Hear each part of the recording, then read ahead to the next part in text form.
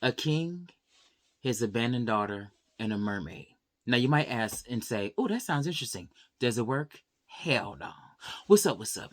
Now you guys know what time it is again. Of course, it's time for another review, and today I'll be reviewing the movie The King's Daughter.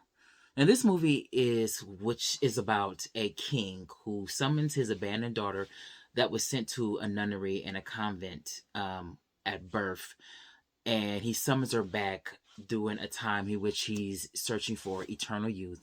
There's an urban legend going around that if you kill a mermaid at the exact moment of an eclipse, that you can not only achieve youth but forever youth for eternity. Now I'm gonna go into what works about this film and then what doesn't work after that, which essentially is a review, anyways. What works about this film is the cinematography, um, the way it's shot, the sets, mostly the exterior sets. And then there's one actor I liked in particular that worked alongside the daughter, which she's kind of like a personal assistant, like a maid or something like that. She's really lovely. You tell she's from Britain, and because she has a really British accent, so she's really great in this film. And most of the actors, I mean, the acting is it's fine. It's not outstanding, but it's fine in the film. So, and then the locations, the exterior shots are really beautiful. It was shot on location in Versailles and also Australia as well, and they really work. It's beautifully shot. It's a really nice film. And then the fashion, I did a little research. The costume designer is called Lindsay Gardner, and she does the fashion really pops. It really stands out as far as the people that make up the kingdom. It really, really popped when you see close up shots of the extras and also smaller parts of the principal actors. It really pops and stands out. That's what I really liked about the film. So those are things that work for the film. What doesn't work is everything else. The narrative. I'm all about fantasy. I love the fantasy genre. I love all genres of film. But with that said, every story is worth telling. It's just worth telling well. And this story is not telling well. Pierce Brosnan is the biggest star in this film. He wears this really lousy hair extension or wig or whatever it is. Sometimes it works, sometimes it doesn't. The whole fantasy aspect of it with the mermaids, completely flat. The CGI is remedial, average, nothing to really be wowed about at all.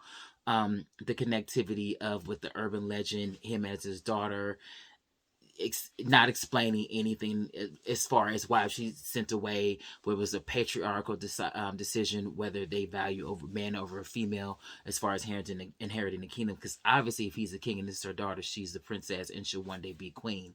But it doesn't explain any of that. It doesn't explain really mesh well or really blend in the fantasy with the real life. It's regarding like the mermaids.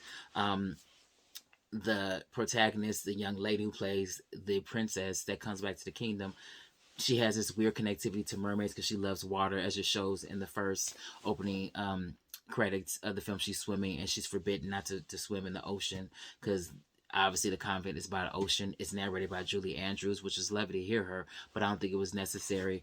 This movie is completely was a waste of time. And in the movie cinema industry in Hollywood, this is considered the dumping ground. The first 4 months, so January, February, March, and April, are considered the dumping ground in the movie industry. Which I don't know why, because it's been proven whether you release a film in the first year or the end of the year or anything in between that, people are going to see the film if they're interested. So I don't understand why they consider it a dumping ground. This movie pretty much was a waste of time to actually make. I think it could have been fleshed out a lot better. I know it could have been fleshed out a lot better. Like I said, I like the fantasy genre, but just the blending of the lack of explaining of the daughter, why was she sent away, and then incorporating the mermaid with the eclipse, it just completely didn't work. I give this film a D minus. So please subscribe to my page if you like what you see, because I will be uploading at least one review, movie review, or review in general a week.